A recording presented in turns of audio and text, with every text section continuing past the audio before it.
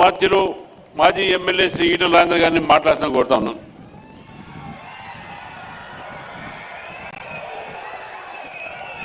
వేదిక మీద ఉన్నటువంటి పెద్దలకి కొద్ది క్షణాల్లో రాబోతున్నటువంటి గౌరవనీయులు అమిత్ షా గారు,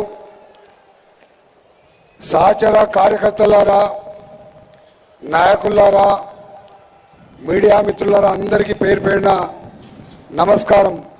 భారత్ మాతాకి, భారత్ మాతాకి జై శ్రీరామ్.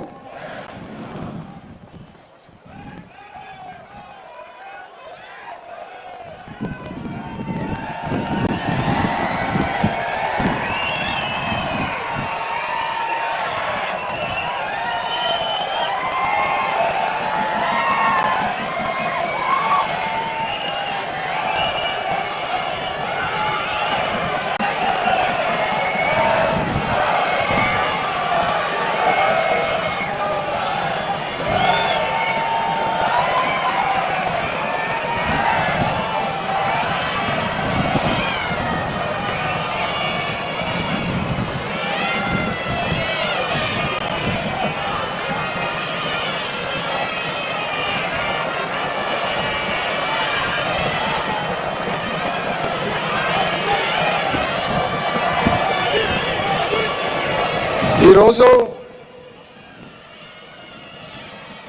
ఆపండి కాంగ్రెస్ పార్టీ మొన్నటి ఎన్నికల్లో అనేక అలవికాని హామీలు ఇచ్చి మోసం చేసి గద్దెనెక్కింది. మళ్ళీ ఈ దఫా మరోసారి మోసం చేసి ప్రజల్ని కన్ఫ్యూజన్లో పెట్టి సీట్లు దండుకునే ప్రయత్నం చేస్తోంది.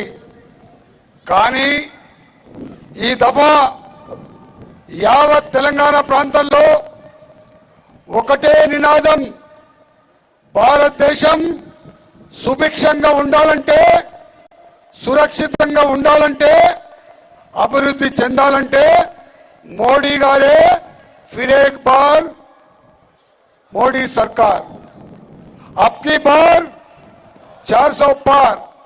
ఈ నినాదం ఇస్తున్నది పార్టీ కార్యకర్తలు కాదు, నాయకులు కాదు.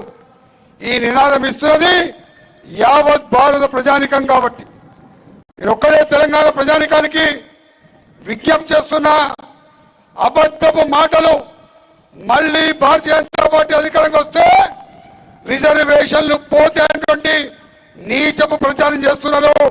30 ఏళ్లుగా గుజరాత్ లో మన పార్టీ అధికారంలో ఉంది, 20 ఏళ్లుగా మధ్యప్రదేశ్ లో అధికారం ఉన్నది, ఇవాళ 10 ఏళ్లుగా మోడీ గారు ప్రధానమంత్రిగా చెలామణవుతున్నాడు.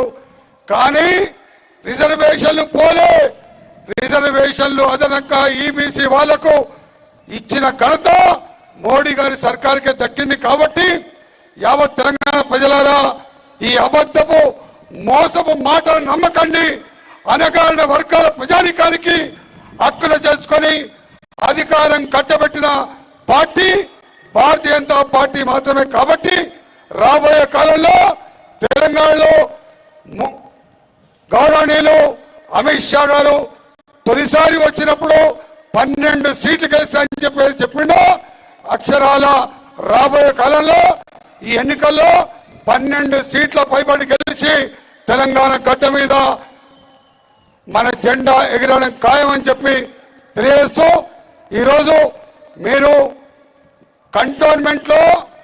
కంటోన్మెంట్లో మన ఎమ్మెల్యే అభ్యర్థి గారిని, అదేవిధంగా పార్లమెంట్లో నన్ను గెలిపించి నిండు మనసుతో ఆశీర్వదించాలని చెప్పి కోరుకుంటూ సెలవు తీసుకున్న. భారత్ మాతాకి, భారత్ మాతాకి. ఇప్పుడు మనందరం ఎదురు చూస్తున్నటువంటి మన ముఖ్య అతిథి, భారత ప్రభుత్వంలో మన ప్రియతమ నేత, హోంశాఖ మాత్యులు శ్రీ అమిత్ షా గారిని